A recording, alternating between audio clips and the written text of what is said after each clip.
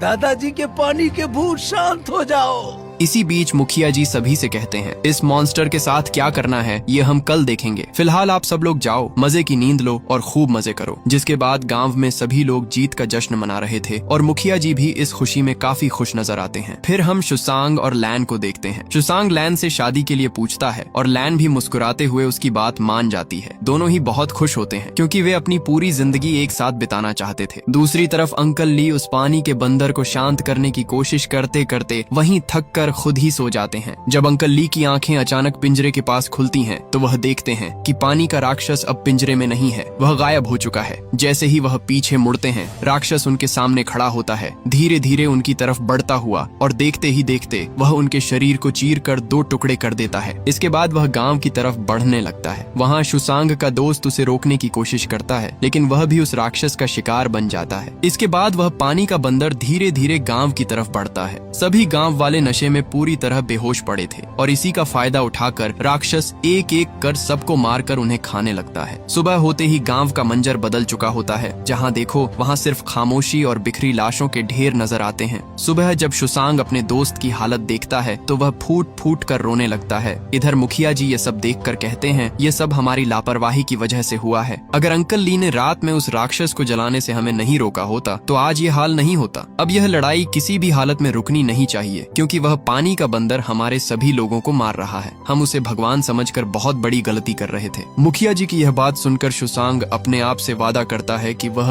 अब उस पानी के बंदर को नहीं छोड़ेगा। इसके बाद शुशांग के साथ सभी गांव वाले उस राक्षस को खत्म करने के लिए निकल पड़ते हैं, लेकिन शुशांग अकेले ही पानी में उतर जाता है ताकि वह उस राक्षस को अपनी तरफ खींच सके। जैसे ही वह पानी के अंदर जाता है, वह देखता है कि पानी में बहुत सारे कंकाल पड़े होते हैं। तभी उसकी नजर उस राक्षस पर पड़ती है जो ठीक उसके सामने खड़ा होता है। शुशांग तुरंत अपने भाले से उस पर हमला करता है, लेकिन वह राक्षस अपने पैर से उसे जोरदार टक्कर मारकर ऊपर हवा में फेंक देता है। ये देखकर जूहांग और उसके साथी तुरंत शुशांग को खींचकर नाव की तरफ लाने लगते हैं। वह राक्षस भी उसके पीछे पीछे किसी बंदर की तरह फुर्ती से भागता हुआ आता है और आखिरकार उनकी नाव पर चढ़ ही जाता है। सभी लोग एक के बाद एक तीर चलाकर उस पर हमला करते हैं, लेकिन उसका कुछ भी नहीं बिगाड़ पाते और पहले की तरह वह हर बार बच निकलता है। उल्टा ही वहाँ पे मौजूद सभी लोगों पर हमला कर देता है, जिससे कई लोग घायल हो जाते हैं। इसके बाद वह मॉन्स्टर एक एक करके सभी लोगों को मारता जाता है। फिर जूहांग और लैन किसी तरह उस राक्षस को पकड़ने की कोशिश करते हैं ताकि शुशांग अपने चाकू उस पर वार कर सके। शुशांग लगातार उस पर हमला करता है, लेकिन वह राक्षस बहुत ताकतवर होता है और सभी को दूर फेंक देता है। जब वह मॉन्स्टर शुशांग और लैन की तरफ बढ़ता है, तभी शुशांग अपने औजार जोरदार वार करता है और उसे घायल कर देता है। वह लगातार उस पर हमला करता रहता है। उस समय शुशांग के दिमाग में अपने बीते हुए सारे दर्दनाक पल घूमने लगते हैं और वह लगातार उस पर बेरहमी से हमला करता रहता है जब तक कि वह पूरी तरह कमजोर नहीं पड़ जाता। इसके बाद शुशांग उसकी आंख पर वार करता है, जिससे उसकी नजर चली जाती है। अब वह कुछ भी देख नहीं पा रहा था। फिर शुशांग उसे पकड़कर पानी में छलांग लगा देता है और अंतिम संघर्ष में उसे खत्म कर देता है। इधर लैन देखती है कि पानी में चारों तरफ खून फैला हुआ है। यह देखकर उसे लगता है कि शुशांग मारा गया और वह दुखी होकर रोने लगती है। मगर तभी वह देखती है कि शुशांग उस राक्षस का सिर काटकर उसे अपने साथ बाहर लेकर आ रहा होता है। सारे गांव वाले बड़ी बेसब्री से उसके बाहर आने का इंतजार कर रहे होते हैं। शुशांग गांव वालों के बीच अपने साथियों और पिता को भी देखता है, जो अब इस दुनिया में नहीं रहे, लेकिन उसे वे इसलिए दिखाई देते हैं क्योंकि उसने बहादुरी का काम किया था। यह देखकर शुशांग खुश भी होता है और भावुक भी। ऐसा लगता है जैसे कई सालों से गांव पर मंडरा रहा खतरा अब हमेशा के लिए खत्म हो चुका हो। इसी के साथ यह कहानी यहीं खत्म हो जाती है। दोस्तों, अगर ये वीडियो आपको अच्छा लगा हो तो वीडियो एक लाइक जरूर कर देना।